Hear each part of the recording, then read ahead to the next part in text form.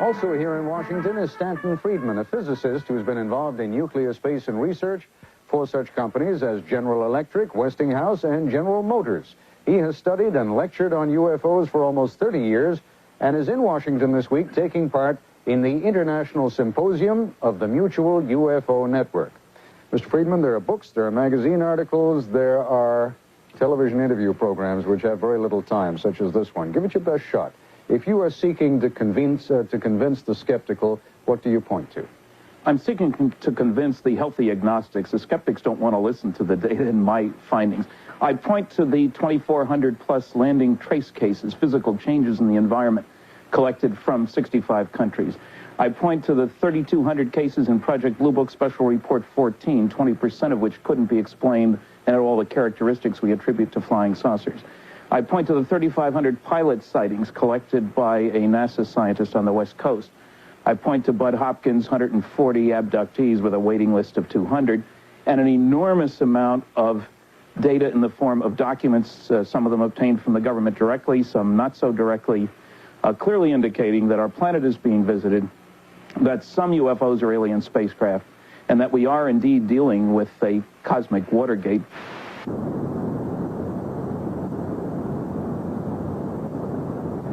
With today's modern technology, it's not too difficult to fake any kind of photographs. You know what computers can do. You see it on television all the time.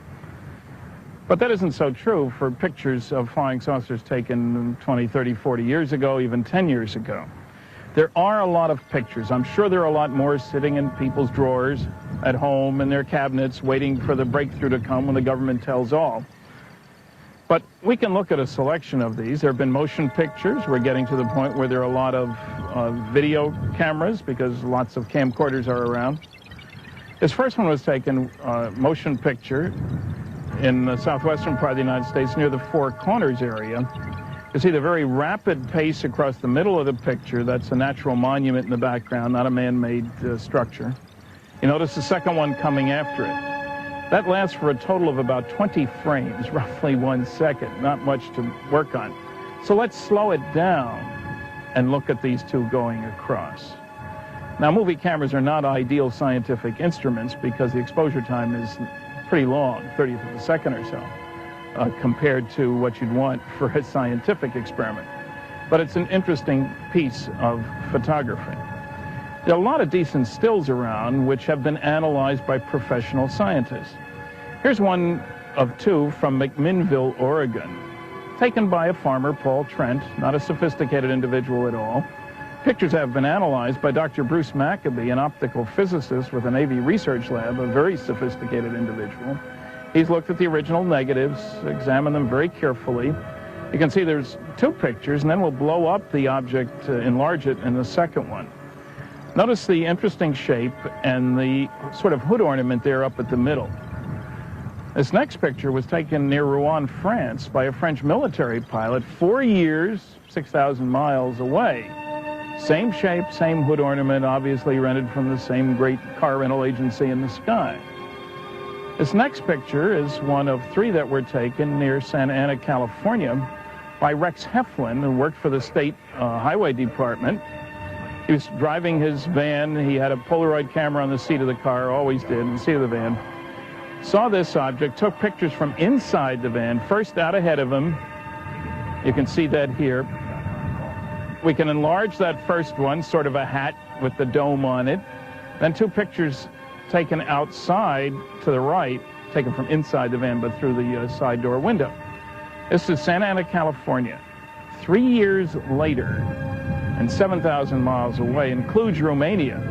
We have another set of three pictures. There were three witnesses to this one, two people watching the guy take the pictures. They were analyzed in Romania, again in England, published in one of the better journals, the Flying Saucer Review. Here's yet another object from Bolodic, Yugoslavia that looks like the same model. Nobody's saying they all look alike, just as obviously our spacecraft don't all look alike. Here's another set of pictures, this time from Salt Lake City, Utah. There's a sequence of 7. I've seen the negatives uncut, taken by a professional photographer. There's no building there. There's nothing reflecting off glass. You can follow the object as it moves from left to right across the sky, and yes, that's the Mormon Temple in Salt Lake City. And then we'll enlarge number 5, 1 through 7 there, you see. Enlarge number 5, and I think that region around the object is an ionized air plasma related to a magneto-aerodynamic propulsion system.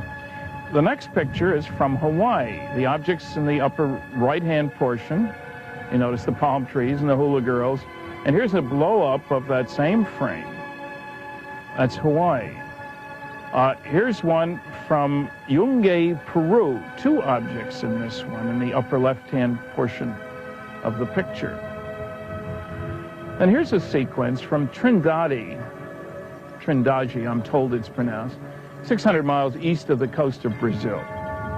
The ship was there as part of the International Geophysical Year and had an official Brazilian Navy photographer on board. There'd been a sighting earlier in the week in that area.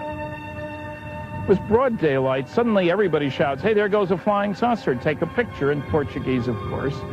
Grabs his camera, takes the pictures, takes 6 of them. 4 of them show the object. As the object came in from the right at high speed, makes a sharp turn, and takes off again, a Saturn-shaped object like the planet Saturn.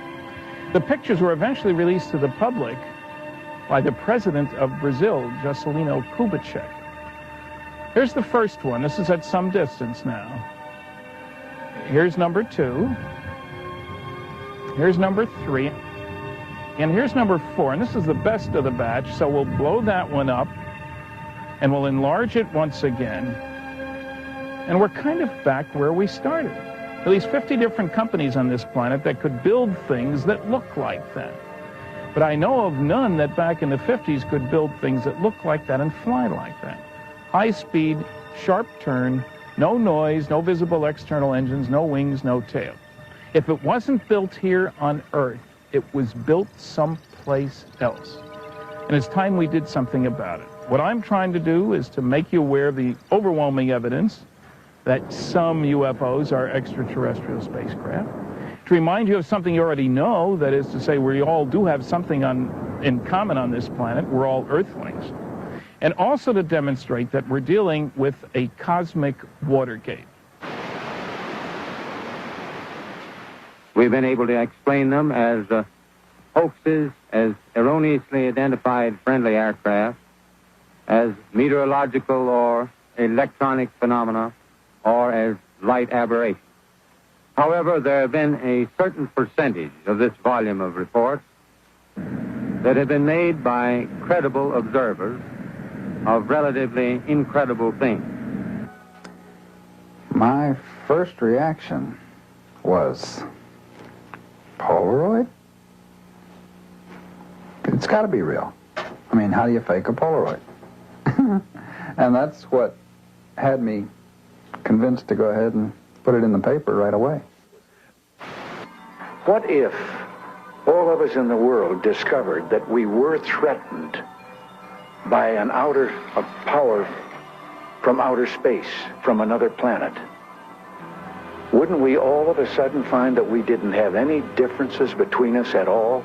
Ronald Reagan made allusions to alien forces not once, but 5 different times, including a speech before the United Nations. And why did he say that 5 times? Once, it's a nice figure of speech, but he said it in the United Nations. He said it to Gorbachev in Geneva. Gorbachev responded, saying he didn't disagree with him. He said it at a high school in Maryland. Why bring that up unless there was some reason for bringing it up? The greater the education, the more likely to believe. That's exactly the opposite of what the skeptics have been trying to tell us for decades. But they don't have any data.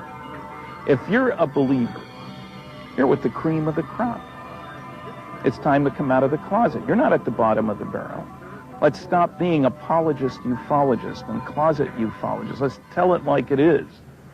While in space as command pilot on Gemini 5, astronaut General James McDivitt saw an unidentified object approach his spacecraft and then move away when he tried to film it. One astronaut who actually chased a UFO while a fighter pilot in Germany in 1951 is Colonel Gordon Cooper. One of the original 7 Mercury astronauts, Colonel Cooper sent this letter to the United Nations November 9th, 1978, to express his view on UFOs. I believe that these extraterrestrial vehicles and their crews are visiting this planet from other planets, which obviously are a little more technically advanced than we are here on Earth. Incidentally, a poll taken of engineers and scientists involved in research and development activities, twice no less, shows that 2/3 of those who expressed an opinion said they're real too. So you're in very good company. As a presidential candidate, Jimmy Carter vowed to completely open the government's UFO files because Carter said he had seen one himself. In 1977, there were hints in national magazines that disturbing revelations were about to be made by the president. They never were, and Carter didn't open the files. We wrote to ask him why, and were told Carter is too busy for any interviews.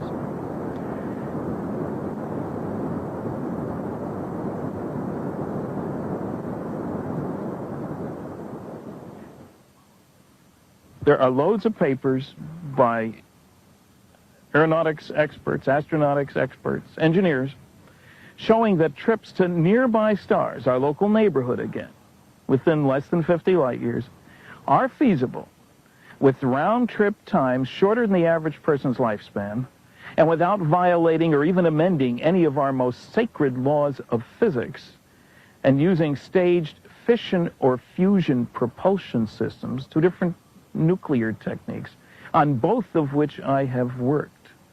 I said staged again, you notice. Now, some people might think, uh-oh, here comes the science fiction. Got to have science fiction and flying saucers, right? Wrong. There really were nuclear rocket programs. I've worked on both fission and fusion. The NRX-A6 nuclear rocket reactor propulsion system, reactor's only about this big, had a power level of 1,100 megawatts, half the power of Grand Coulee Dam. I worked for Westinghouse on that one. That was preceded, incidentally, just to surprise you a little more, aircraft nuclear propulsion systems in the late 50s. We successfully operated jet engines on nuclear power. Nuclear ramjets in the mid-60s successfully operated nuclear power on the ground. Now, the fission program was the largest, and we had a whole bunch of different systems that we tested. Here's the Phoebus 2B. Los Alamos built these, a whole series of them. Very similar to the NRX-A6, a little larger, maybe this big.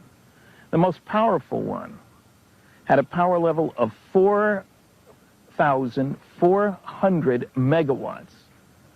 That's twice the power of the old Grand Coulee Dam, this big. Now, this isn't Walt Disney now in a science fiction movie. This is reality. That ran, and these pictures were taken from a long distance away. You don't want to be close to one of these things when they're operating. That's nuclear fission.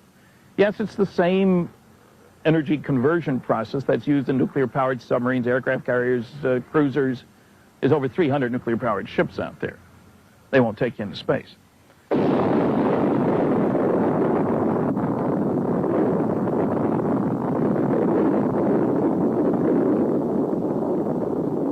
But really, I'm much more excited about nuclear fusion. That may seem like a strange word to you. You realize nuclear fusion is the most important source of energy in all our lives. The sun up there is not a mass of burning gas, no oilmen up there.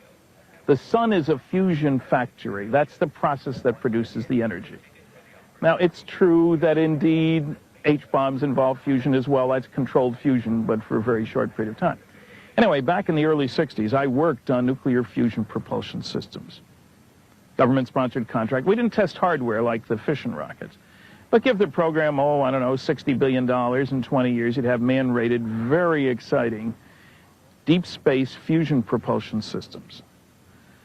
What's the big deal about fusion? Well, there are two big deals.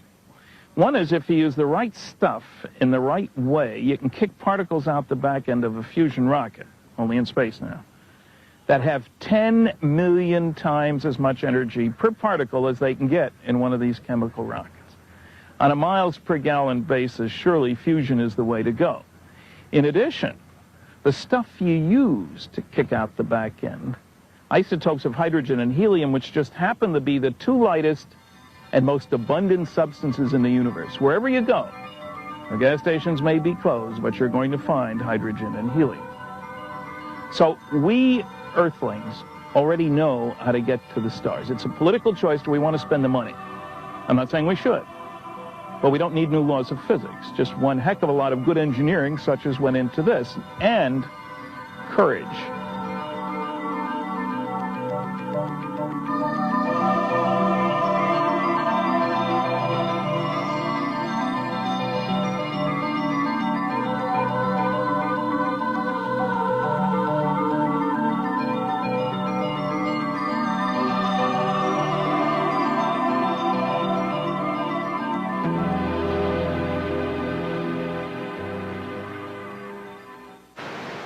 This home videotape was recorded during one of the trips to the Groom Mountains.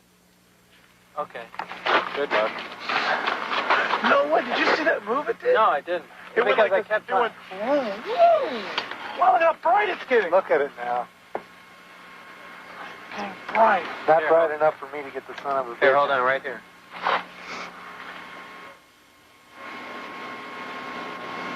Are you there? No.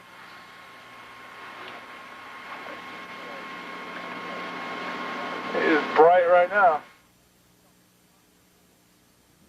So progress comes from doing things differently. That also applies when you move over to the other big objection to space travel, deep space travel, and coming here and then making right-angle turns. You'd be crushed to death against the wall, some noisy negativists say. They can't possibly make right-angle turns like that. There's a book, Physics for People Who Don't Think They'd Like Physics, and I don't like the book, which says when you get to 9 Gs, you die. Nonsense. NASA here has learned an awful lot about what kind of accelerations people can stand. They've done tests on centrifuges, rev them up. There's talk about courage, physical courage. Now, 1 G is the acceleration of gravity here at the surface of the Earth. That's a change in speed of 21 miles per hour per second. So 1 G, in other words, say you're in a very hot car. In 10 seconds at 1 G, you could get to 210 miles an hour. That's a pretty hot car. Okay, how much can people stand? Well, it depends on a lot of things.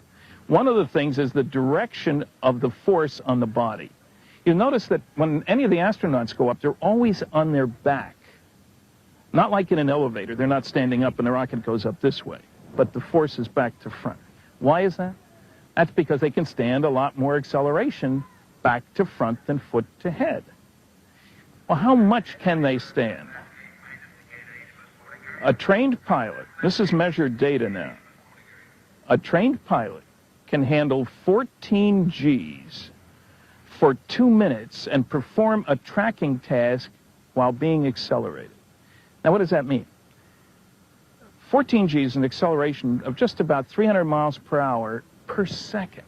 So if you were starting from rest and being kicked at 14 Gs, and it would certainly feel like it, at the end of 1 second, you're going 300 miles an hour. At the end of 10 seconds, you're going 3,000 miles an hour. And at the end of those 2 minutes, you're going 36,000 miles an hour, and you're long since out of sight and off the Earth. That's measured data, not theoretical, hypothetical, I wish we could, but we can't, so we won't kind of data. Now, in actuality, we can stand higher G loadings than that. The shorter the duration, the more the G loadings you can stand. For example, this is test data. You can stand 30 Gs for 1 second. What does that mean? That's 0 to 600 miles an hour in 1 second. It came up above the same mountain. It moved around. It did a step move. It actually went up in the air like this and hovered, then dropped way down. Then it just floated around and cruised around, and then it started coming up the mountain range. This is the front page of the Chicago Daily News for July 8th, 1947. This is an evening paper. And almost all evening papers for that day from Chicago West carried this incredible story about Army finds air saucer on ranch in New Mexico. This goes to high officers. This is the front page of the Roswell Daily Record, an evening newspaper for July 8th, 1947. That's Roswell, New Mexico, town in the southeastern quadrant of New Mexico, Roswell Army Airfield captures flying saucer on ranch in Roswell region. This is the front page of the Sacramento, California Bee, an evening paper, July 8th, 1947. Not quite so flamboyant. This is the front page with very flamboyant headlines of the Los Angeles Herald Express, an evening paper, July 8th, 1947. Now, you'll notice it has the original story, the same as the others.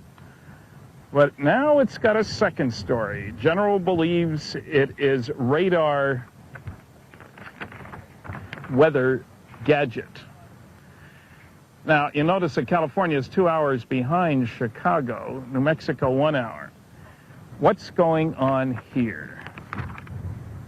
A rancher named Mac Brazel, on a ranch out in the boondocks, 75 miles or so northwest of Roswell, 15 miles southeast of the little town of Corona, heard a tremendous explosion late one night. It was during the middle of an electrical storm. He didn't think it was thunder, though. The next morning, he's out checking on a water pump. This is a sheep ranch out in the boonies. It's pretty dry, and water's very important. And he comes across an area 3/4 of a mile long, a few hundred feet wide, strewn with pieces of strange wreckage. It was weird. There were pieces of a foil-like material, about the thickness of a foil on a pack of cigarettes. But you couldn't tear it, couldn't break through it. Later on, with a 16-pound sledgehammer, you couldn't break through it. Extraordinarily strong and extraordinarily light.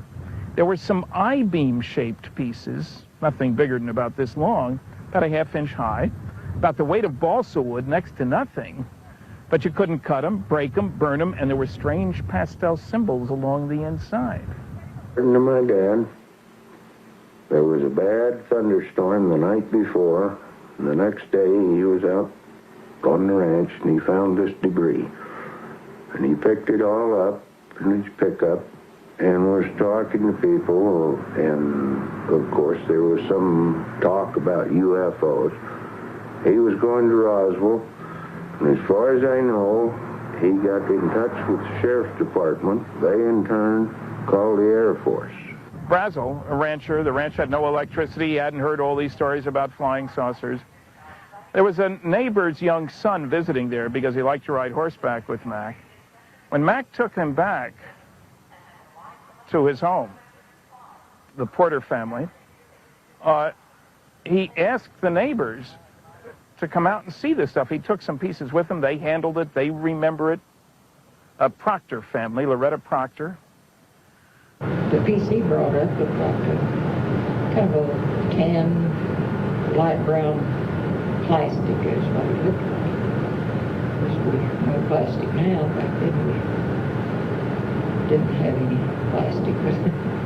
Finally, on July 6th, a Sunday, Mac decides to put some of the pieces of this junk in the back of his pickup truck and go into Roswell. He goes to the Sheriff Wilcox's office, tells the sheriff he's got this stuff. The sheriff looks at it, calls the base, the local Roswell Army Airfield. I asked him, do you think this is true? And he said, I don't know why Brazel would have come all the way in here and brought that stuff if it hadn't been something important, and that he it had to be something that he thought. It was a very special base. It was the home of the 509th Composite Bomb Group. That's the group that dropped the atomic bombs on Hiroshima, Nagasaki, and out in the Pacific in 1946. Hand-picked officers, hand-picked men, high security, a very elite special group. Flying B-29s, the Cold War was already heating up at that time. The sheriff, by prearrangement, called the base, talks to the base intelligence officer, Major Jesse Marcel. There was a pre-existing arrangement to do that. Jesse checks with his boss, and Colonel Blanchard, base commander, head of the 509th, goes into town, looks at the stuff, realizes it is indeed very strange, gets instructions to go with the counterintelligence corps man. Remember, this is highly classified base, lots of highly classified activity in New Mexico. Take the counterintelligence corps man, Sheridan Cavett, with you, see what's going on out there. The material that we saw, the additional fact that it had whatever, because it was just like whatever there, it was just vaporized. Now, there was no way you could tell Jesse and Cabot how to get there. It was out in the boonies. They had to follow the rancher out there. Took their sleeping bags, stayed overnight, had a can of beans, as Jesse told me. The next morning, the rancher shows them this area. And Jesse's mystified. One thing I was certain of, being familiar with all air activities, that it was not a weather balloon, nor an aircraft, nor a missile. It was something else of which we didn't know what it was. There were just fragments strewn all over the area, an area about 3/4 of a mile long and several hundred feet wide. If there's all this wreckage, there had to be some kind of an explosion. He can't find a crater, so it must have happened in midair. They load 2 vehicles, an Army carry-all and a Buick, with as much of this stuff as they can fit in. There was lots of it left behind. And they head back toward town. It's late now. Jesse stops at home, wakes his wife and 11-year-old son, brings in some of the pieces of stuff to the kitchen table. They try to fit the pieces together to get some idea of how big this thing must have been. There was black plastic type debris like bakelite, which was shattered. It was very brittle material. And then there were fragments of what appeared to be I-beams. And the son is important because he's now a medical doctor, Jesse Marcel Jr. He's a pilot. He's a flight surgeon. He served on military aircraft accident investigative teams, was himself shot down in Southeast Asia. He knows wreckage. He has never seen anything like it, including those strange symbols. Well, the most unusual part of this whole thing was what was on the I-beam, on the inner surface of the I-beam. Because as you look at it head on, there appeared to be a type of writing. Well, Jesse goes into the base the next morning, and Colonel Blanchard gives 2 orders. One is to Jesse, get one of the B-29 crews to take you and this stuff up to Wright Field in Ohio. It's now Wright-Patterson Air Force Base. All the base names changed when the Air Force became a separate body in September of '47, after this took place. Make a stop at our headquarters. The 509th was part of the 8th Air Force, which was part of the Strategic Air Command, then headquartered in Washington, in the Washington, D.C. area. 8th Air Force headquarters was in Fort Worth, Texas, and that's right on the way to Ohio. I was in that operations office, and Colonel Blanchard drove up and came in and asked, is the aircraft ready? And I and one other fellow there, who was now dead, said, yes, it's sitting right out front, ready to go. The second order he gave was to the base public information officer, a man named Walter Hout, to put out a press release announcing that they'd recovered the wreckage of one of these flying discs that people had been seeing for 2 weeks. Got the telephone call from Colonel Blanchard, and in essence, he told me that he had in his possession a flying saucer or parts thereof. Gave me a little bit of idea where it came from, and ranch northwest of Roswell. Walter did that at about noon New Mexico time. He wrote the release on the commander's orders, took it to the 4 media outlets in town, 2 radio stations, 2 newspapers. One of them put it on the wire. It went out all over the world, and the phones didn't stop ringing in Roswell, at the sheriff's office, at the base, at the newspapers, at the radio stations. Calls from London, England, and all over the world. Meanwhile, Jesse's in a plane with some of the wreckage and a whole crew on the way to Fort Worth, Texas. Before they had even arrived there, then Colonel Thomas Jefferson Dubose, who was Chief of Staff to General Roger Ramey, head of the 8th Air Force, had already taken a call from Clements McMullen, the acting head of the Strategic Air Command in Washington, telling him in no uncertain terms, they knew each other, I want you to cover up that story. I don't care how you do it. I want you to send some of that wreckage up here with one of your Colonel Couriers. And I don't want you ever to talk about it again, not even with your buddy Roger Ramey, commander of the 8th Air Force. That's an order. Do I need to put it in writing, Colonel? No, sir. Again, you follow orders. He took care of it by having the wreckage of a radar reflector from a weather balloon brought in. That's what it was. To his office, no less. Strange place to bring wreckage. The media guys are waiting because of the wire service story. And, gentlemen, he says, the general says, we made a terrible mistake. It's not a flying disc or flying saucer at all. It's just a radar reflector from a weather balloon. What are you going to do with the wreckage, General? Oh, throw it out. What else? Now, the cover story went out about 5 o'clock, July 8th, 1947, Texas time. That was too late for the Eastern papers and even the Chicago paper. But that's why the Los Angeles paper has the original story and the cover story. And the next morning's papers all said, Ramey empties Roswell saucer. And that's where the story lay until I got involved in 1978. But then, after Unsolved Mysteries did their show on crash saucers, I instigated it, helped out, found a number of the people. I also was able to find and talk to Glenn Dennis, a mortician in Roswell at the Ballard Funeral Home, which handled the base's business. And he told me a story he'd never told anybody else. Glenn told the story that he got several calls in early July from the base mortuary officer. What should they do? What would he advise? What was the smallest body bags that they had there? Yeah, I think I informed you that we usually kept a 4-foot, but I could possibly get a 3/6. What fluids could you use to treat a body that had been out in the sun for a long time and that wouldn't interfere with later analysis of body fluids? What would your procedure do to changing the, like the chemical compounds, the tissues, the blood and all that? What would that do? Would that destroy any of it? And Glenn says, well, was there a crash? Well, no, this is all hypothetical. And he said, well, you know, when bodies are in a crash, you can fit them in a 5-gallon jug. No, these bodies weren't in a crash, but they were out in the desert for several days.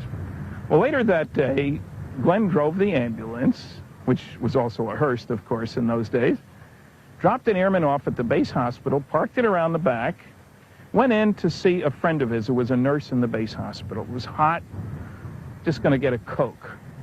This nurse had only been there. She'd only been commissioned like around 3 months. And she had graduated from college and taken the state boards and gotten her license, and then she went into the service. They seized 2 Army ambulances out there with strange sort of half canoe-like segments in them and MPs guarding. And they challenged him. He says, well, I'm Glenn Dennis, I'm the mortician. He belonged on the base. He had clearances and stuff to get on the base. Anyway, as I started back to see her, before I got back to the lounge, there was some examining rooms on each side of the hall. And she came out of one of the examining rooms and coming across the hallway. And I noticed she had I don't know, it was a handkerchief, a piece of gauze wad over her mouth. And then she saw me and she said, what are you doing here and how did you get in here? She said, my gosh, get out here as soon as possible. She said, you're going to get in a lot of trouble. It's a strange way to be greeted. And there's a military guy there who shrieks at him, get that SOB out of here. Who is he? Nobody likes being called an SOB, and he did use the words. And he's confused about what's going on here. And this guy's yelling some more, get him out of here. And then Glenn said the wrong thing. Has there been a crash?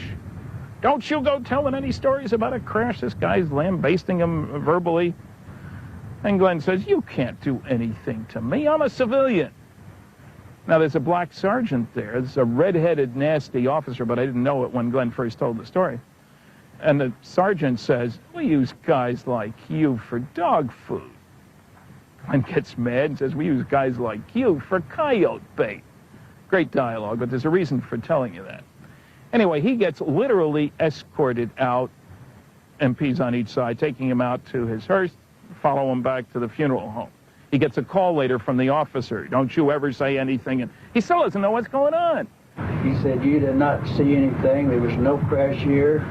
You don't go into town and making any rumors that you saw anything, that there was any crashes. The next morning, he leaves word for the nurse, and she calls him back, and they meet at the officers' club, and she's very upset. She'd been going to get some supplies, and in the room she goes into, there are a couple of doctors autopsying 3 strange bodies there, and the stench was terrible. She said, the doctor said, hey, this isn't anything we've ever seen before in our life, and there's no textbook that's ever covered this, you know. She saw the bodies, but she wanted to get out of there. They said, oh, you can't leave. Well, I've got chores to do. Oh, no, you've got to help us. And she's taking notes while they're dictating, and this terrible smell. I said it was the most gruesome, most horrible sight that she had ever seen in her life. The smell was almost devastating. She said, I was never so horrified in my life. And she said, I don't know if I'll ever sleep again or anything else. She said, I've never seen anything so gruesome. She drew for Glenn what the bodies looked like. The upper arm was longer than the lower arm. Big heads, small bodies, big eyes, practically no nose, mouth, ears. 4 fingers, no thumb, long, slender fingers. She drew that for me. I had to promise her we'd never talk about it. She drew me a diagram of the head. She drew me a diagram of the arms and the hands. And it was on the back of a prescription pad where, you know, the nurses always carried a prescription pad, you know, and all taking notes and everything for the doctors and all that. These were rather small, but she had drawn those the night before. And she gave them to me. She said, you know, that you can have these, but there again, I was sworn to secrecy again, that, you know, either destroy them after I got through with them or whatever. Glenn's testimony then opened up the notion that there were 2 vehicles that crashed. After the Unsolved Mysteries program ran, there were many more witnesses came forward. This is what led aviation and science writer Don Berliner, who's also been interested in UFOs for more than 30 years, and I, to do our book, Crash at Corona, with the latest testimony. And, you know, one thing that should be stressed here, there was very strong intimidation about 2 witnesses not to talk about what they saw. As an example of that, the sheriff's granddaughter, many years later, was living with her grandmother. The sheriff was dead. And there was something on television about flying saucers, and the grandmother said, you know, I've never told you, but the reason your grandfather didn't rerun for sheriff is that when that saucer crashed, he saw quite a lot. And after things were quieted down, the military came to him and said, if you ever talk about what you saw, we will kill you and we will kill your family. She was standing there with my grandfather. I said, did you hear them say that, Big Mom? That's what I called her. And she said, yes, I did, Barbara. And she said, that's exactly what they told her. Now, let me go back to the little story about the dog food. I learned that the most classified base, probably in New Mexico, at least was Sandia Base up in Albuquerque. Nuclear weapons-related base. Even now it employs 8,500 people. It's a laboratory. 3,500 are engineers and scientists. That's probably where the wreckage from the Plains of St. Augustine stuff went, including the bodies. And many people have complained about this red-haired officer and black sergeant. Well, I only heard about that from Glenn Dennis the 2nd time around. And then I got a call in a letter from somebody who'd watched the show who said he was out there at the site and he's describing what happened, and he too mentions a red-haired officer and a black sergeant. Completely independently, he had no way of knowing of Glenn Dennis's testimony. Well, the interesting thing here, desegregation didn't happen until the following year. Blacks were not well treated in the military. And some people have said there weren't any black sergeants working for white officers. Well, there were. I've met one who worked at a SAC base who handled the dog detail, the canine detail. That's one place where this guy could have worked. And that would explain why he would make such a strange remark as we use guys like you for dog food. So this gives an internal consistency to the story. We would very much like to hear from anybody who knows anything about these stories. We won't use witness names without permission. Crash saucers are a very important part of this story of flying saucers.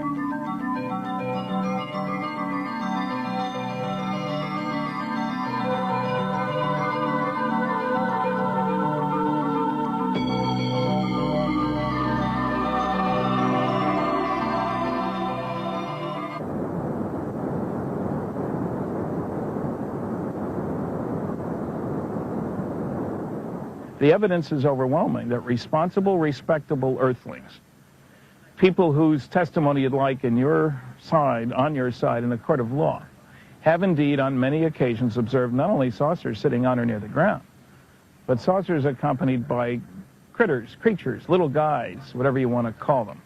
I don't mean once or twice. There's a guy in Missouri named Ted Phillips who over the last couple of decades has collected more than 4,400 physical trace cases from 65 countries. These are cases where the saucer is seen on or near the ground, and after it leaves, one finds physical changes, the equivalent of burn circles, burn rings, Landiger marks, swirled vegetation. I don't mean these crop circles, that's a whole other business. Directly associated with the presence of a real craft.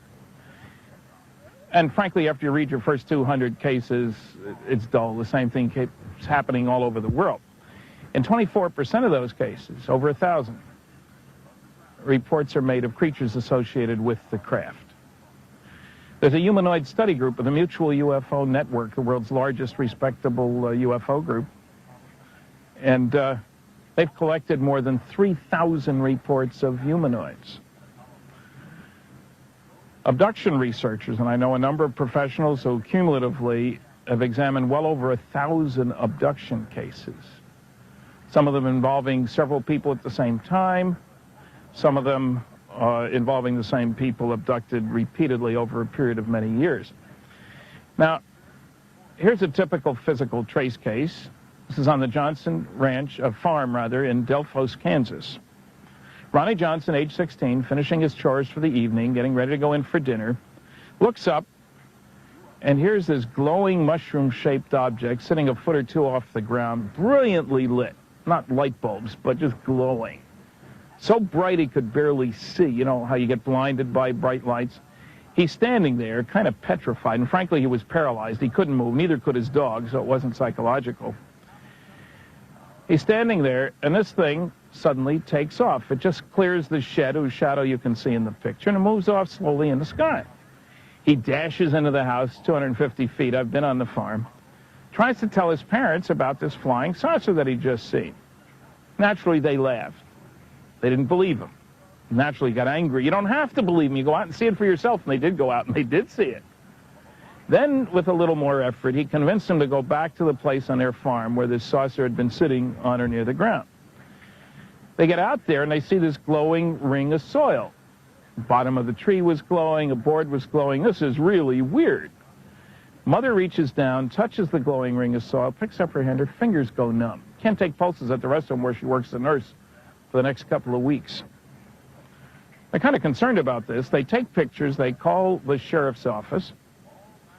The sheriff comes out the next day, takes soil samples. They're worrying about radioactivity. The soil wasn't radioactive. A reporter for the local paper, the Delphos Republican, picks up on the story because it's on the sheriff's file. This article appears in the story, in the paper, and a month later, Ted Phillips, this guy in Missouri who collects all these physical trace cases, gets sent a copy of the article. He checks with the sheriff. Yeah, I know the Johnson family for years. They're fine people. Ted decides to go out there. It'd been a month. There'd been rain. There'd been snow that had melted, but might be worth looking at. He gets out there. Everything is mud except for the dry ring of soil. Mud on the inside, mud on the outside, but the ring is dry. Pours water on the ring, runs right off. Doesn't get absorbed at all. Took a whole bunch of samples, both in the ring soil, the ring's roughly 10 feet in diameter, and in the inside and outside the ring, in the control samples. He ran tests. First he ran a seed germination test. The ring soil wouldn't grow anything. The normal soil, the seeds germinated fine. He ran a moisture absorption test. You can see that here. That's water sitting on the dirt. It's not plastic. It's not glue. It's water. The stuff won't absorb moisture. Ted sent me samples of the soil, which you can see here, and I had good agricultural tests done by a professional testing laboratory. They found that the ring soil on the left had a higher level of soluble minerals. These are the things that affect plant growth than the normal soil on the right. They're obviously different in color and texture. That doesn't mean the aliens dumped their garbage here. It probably means that normal soil like that on the right was intensely irradiated with something like microwaves, like cooking a turkey in a microwave oven. It'll penetrate through 14 inches of soil. That's how far down it was dry in this ring. Convert some of the insolubles to solubles. It's a whole new direction for ufological research. A NASA manager has said that they would test any lab specimens that were required for testing about UFOs. He still hasn't agreed to test any soil samples. We're working on it. Colonel Blanchard, in order to get out of their way, had backed into the doorway of the ops office, and I stepped up to him and I said, "Colonel, turn sideways. I want to see too." Maybe if I hadn't said that to him, made it obvious that I was there, I would not have been shipped out 2 weeks later.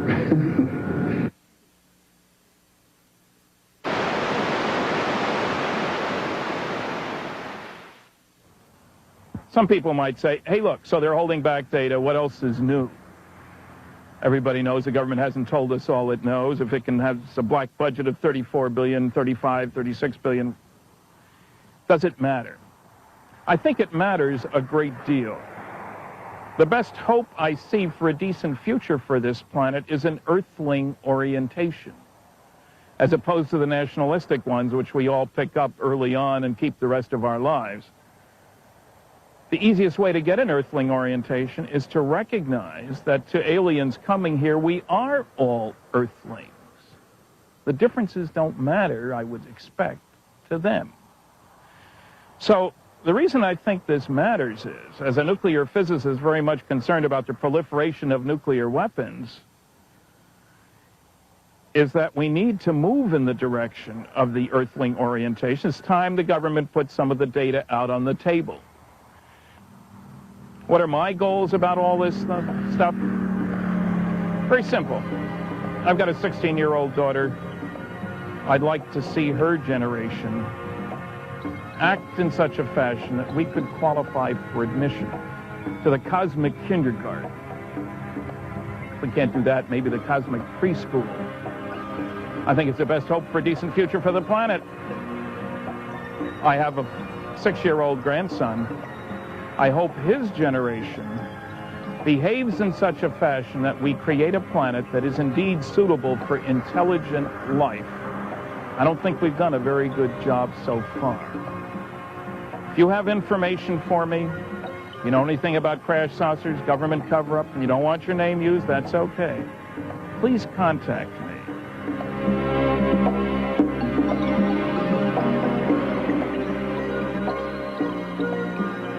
If you have any information for Stanton Friedman concerning the events at Roswell, know of the whereabouts of any additional witnesses, or would like free information about UFOs, you may contact Mr. Friedman at area code 506-457-0232, or write him with a self-addressed stamped envelope at the address on the screen.